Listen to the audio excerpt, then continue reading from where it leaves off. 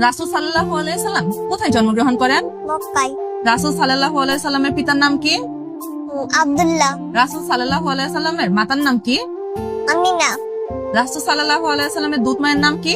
হালিমাতু সাদিয়া। ছোটবেলায় রাসূল সাল্লাল্লাহু আলাইহি সাল্লাম কি কাজ করতেন? ভেড়া চড়াতেন।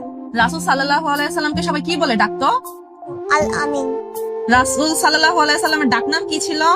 আবুল কাশের। রাসূল সাল্লাল্লাহু আলাইহি সাল্লামের কয়জন মেয়ে ছিল? 5 জন। পবিত্র কোরআনে মুহাম্মদ নামটি কয়বার এসেছে? 4 বার। হেরা পর্বতকে কি বলা হয়? আলোর পাহাড়। ওহী নিয়ে কোন ফেরেশতা আসেন? হযরত জিবরাইল আলাইহিস সালাম। সর্বপ্রথম কয়জন ব্যক্তি ইসলাম গ্রহণ করেন? 4 জন। রাসূল সাল্লাল্লাহু আলাইহি সাল্লামকে কারা পাথর মেরেছিল? তাইবাসী। মসজিদুল আকসা কোথায় অবস্থিত?